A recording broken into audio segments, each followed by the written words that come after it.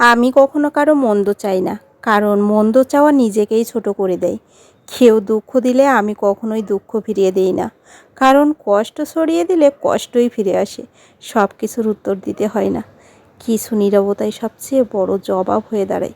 আমি প্রতিশোধ বিশ্বাস করি না, আমি বিশ্বাস করি সময় ঠিকই বুঝিয়ে দেবে কার জায়গা কোথায়। তো যাই হোক, নমস্কার বন্ধুরা, নতুন একটি ব্লগ ভিডিও সবাইকে অনেক অনেক স্বাগত।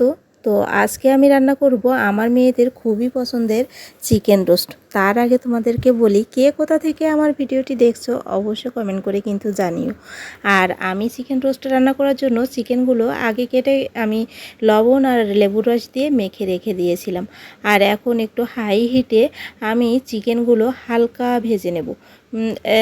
জালটা কিন্তু একটু হাই হিটে রাখলে পরে চিকেনটা আর কি শক্ত হবে না। যদি অল্প আছে চিকেনটা অনেকক্ষণ ধরে ভাজা হয় তাহলে চিকেনটা কিন্তু শক্ত হয়ে যায়। এই জন্য আমি হাইটে অল্প ভাজা করে উঠিয়ে নেব। আমার চিকেনটা কিন্তু ভাজা করা হয়ে গেছে। আর এর আগে আমি কিন্তু পেঁয়াজ বেরেস্তা করে নিয়েছি। আর তোমরা যদি চাও তোমাদের সাথে পেঁয়াজ বেরেস্তার পুরো রেসিপিটা একটা সময় শেয়ার করব। আর এইভাবে বেরেস্তা করলে আমার কিন্তু অনেকটাই আর কি ভালো হয়। তো দেখো, বাজার থেকে কিন্তু অনেকেই পেঁয়াজ বেরেস্তাটা কেনে, কিন্তু সেটা কিন্তু একদমই ভালো লাগে না। আমিও কয়েকবার কিনেছি। আর এখানে দেখো, রোস্ট রান্না করার জন্য যে সব নর্মাল মশলা লাগে আমি সেগুলো কিন্তু সব একসাথে মিক্স করে আমি কষিয়ে নিচ্ছি। আর এখানে কিন্তু একটু টক দইও অ্যাড করেছি। আর রেডি যে রোস্টের মশলা থাকে সেটাও দিয়েছি। তো দিয়ে সুন্দরভাবে আমি কষিয়ে নিচ্ছি। তো আর আমি চিকেনগুলো কিন্তু একটু ছোট ছোট করে কেটে নিয়েছি, যেহেতু ওরা ছোট মানুষ, ওদের ধরে খেতে সমস্যা হয়, এ কারণে আমি একটু ছোট ছোট করেই কেটে নিয়েছি। আর এই যে মশলা থেকে তেল ছেড়ে দিয়েছে, এখন আমি এই যে ভেজে রাখা চিকেনগুলো আমি দিয়ে দিলাম, দিয়ে মশলার সাথে আরও সুন্দরভাবে কষিয়ে নেব। তো আমি কিন্তু আজকে রান্নায় জল ব্যবহার করব না একদমই।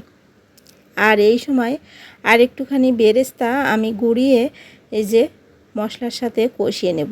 মাংস আর মশলা একসাথে বেরেস্তা দিয়ে কষিয়ে নেব, এতে করে কিন্তু স্বাদটা অনেকটা বেশি ভালো হবে। আর বেরেস্তাটা কিন্তু একদম মুচমুচে হয়েছে। এই যে দেখো, কালারটাও কিন্তু চেঞ্জ হয়ে গেছে বেরেস্তা দেওয়ার কারণে। কিন্তু এই যে দেখো, রোস্টের কালারটাও চেঞ্জ হয়ে গেছে, অনেকটাই ভালো লাগে কিন্তু।